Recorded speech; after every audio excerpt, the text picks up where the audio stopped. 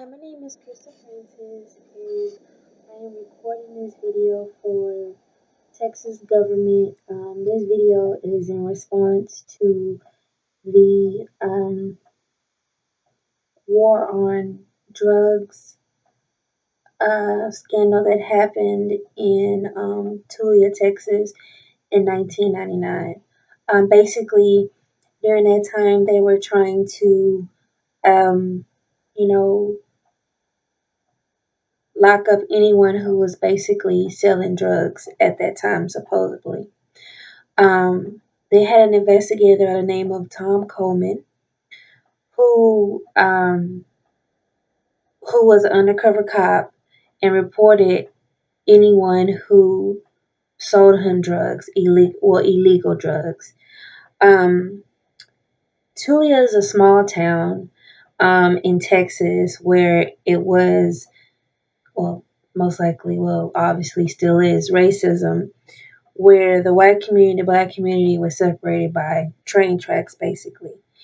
And supposedly Coleman identified the people who sold him drugs. Um, Not surprisingly, most of the people were African American. 10% of the population was actually, he accused him of selling him drugs, which doesn't sound like a lot, but when the town is as small as Tulia, that's quite a bit. Um, so what law enforcement did was all the people that he identified as selling him drugs, they basically pulled these people out of their homes, half clothed, had them on TV, basically not just, I mean, basically just not being treated as humans. And the people were confused on why they were there when they found out it's for selling drugs. A lot of the people, they all denied the charges that, hey, I didn't sell this man any drugs. Which, is, not surprising because of the town's racist history. Um, you know, it's sad because these people knew they didn't have a fighting chance against the actual, getting any type of justice due to their town's history. Um, so a lot of the people, didn't want to risk going against the jury because as I watched the jury, they're all white against minority blacks in that area. They had no one from their community represent them. So when the people who were accused found out what the jury looked like, of course they felt, very powerless. So a lot of them just went ahead and pled guilty and got lesser charges, and they didn't even want to um, take any chances or any risk of going against a jury and possibly, facing large amounts of time. Some of them got 5 years probation, some of them got a few years, not a lot of time, but they remained on their record. But there were a few that wanted to actually try to, um, you know, take their chances and try to fight the charges, and they end up coming out worse than the people that, pled guilty. And, um, a lot of these cases didn't make sense. Um, there was a resident, which I found very surprising, that even though he was a racist and the person narrating it said he admitted being a racist, he even felt like it was something wrong. So he started doing his own investigation. And a lot of the stories didn't corroborate with what, Mr. Coleman was claiming. Basically, when he, went through, the actual documents from that Mr. Coleman filed against these people, a lot of their descriptions did not match. Like it was one gentleman, he described him as being tall with bushy hair. The man was 5'6" and bald head, and they still convicted him. And it was another woman, they convicted her. Um, her description was a bit off as well. And she was at work at the time, and it was like an area that was blacked off. And he was able to see through the area that was blacked off, and said she was 6 months pregnant, and the lady had not had a child in over 6 years since her last child. She still got arrested, and they still, went ahead with the charges with her. Um, each person that they indicted or they put these charges against, the description did not match them in what happened at all. Like it didn't happen at all based on people saying. And also the description of the person was off. So after some digging, and when the this case started getting like big media attention, it come to find out Mr. Coleman, he didn't wear a wire. He didn't take any notes that could be seen as sufficient. Like he was taking notes on his leg. Um, you know, that is not a way you document anything, that you are taking care of as far as, legal documentation. It's like he was just careless with the whole thing. I think because he knew that the charges would stick because these people were black in a racist white, town. And a lot of these people were locked up, a lot of people lost hope, but the case got picked up by the NAACP, and the cases were looked into. Um, and with the media attention, they had more help, outside help.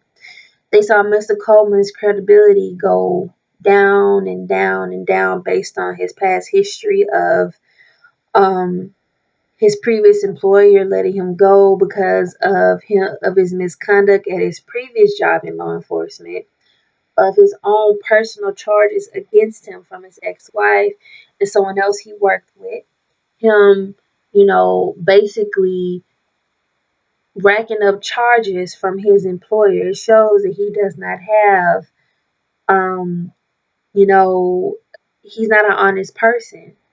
And what was so surprising is, even though all this stuff came out about Mr. Coleman, the townspeople was still, on his side saying, no, these people did this,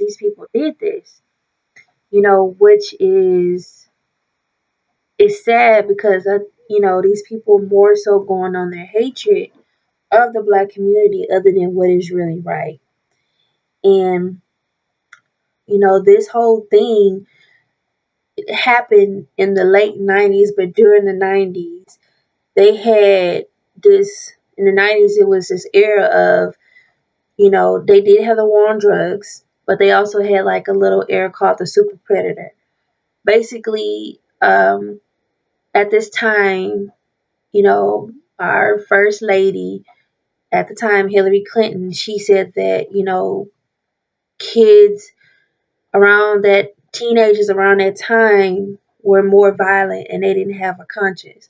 So basically, young people and teenagers that were committing crimes, mostly minorities, were given long sentences.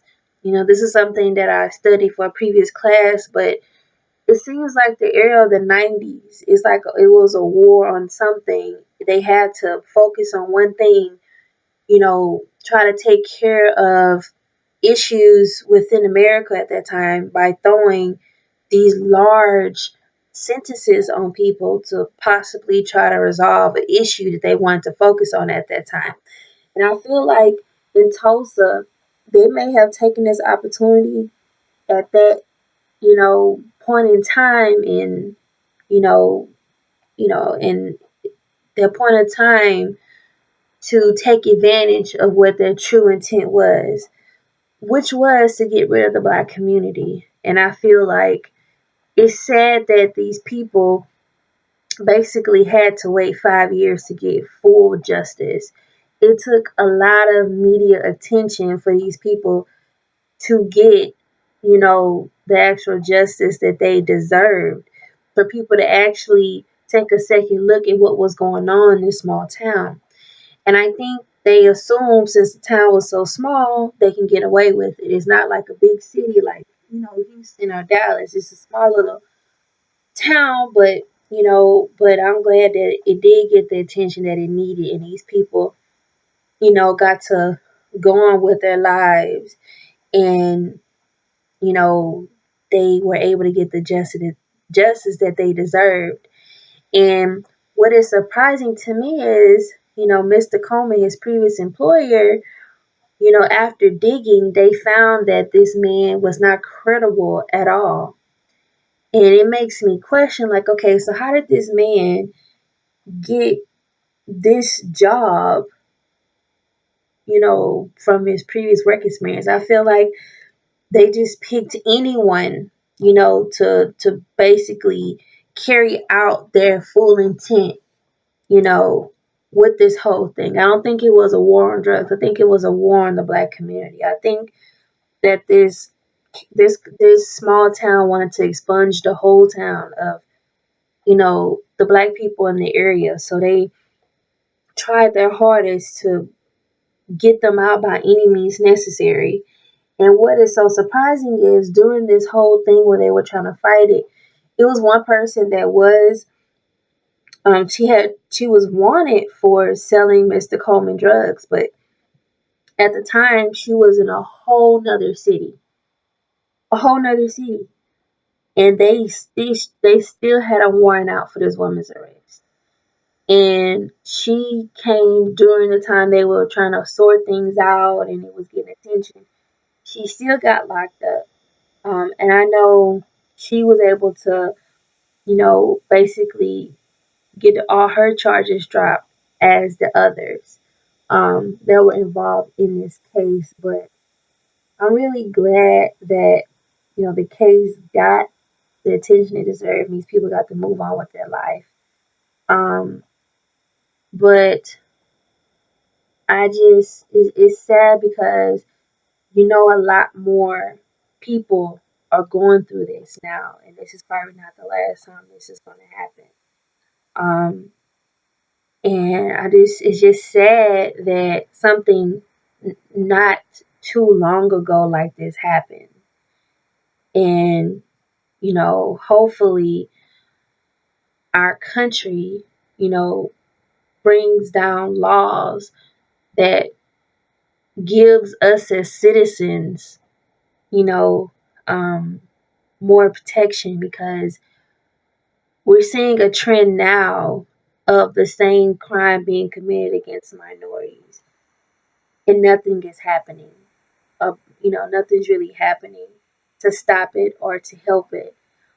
And it seems like every decade there's a trend um, of things that are going on as far as minorities in the black community getting justice. But it took these people 5 years to get their justice. I wonder how long it's going to take for injustices that are happening today to get the attention that they deserve. Um, but this story ended up. It came out with some type of happy ending. Everyone in the case got their charges, dropped. They got to move on with their lives, and hopefully, you know, again, things like this. Hopefully, things like this don't come up, but there needs to be some serious work done in our justice system where everyone is protected, regardless of race, sex, or gender. And yeah, I mean, I really enjoyed this video. I really got to, see that, things like this still happen, but hopefully our justice system fix the holes that are in it. And right, well, thank you for watching. Um, thank you.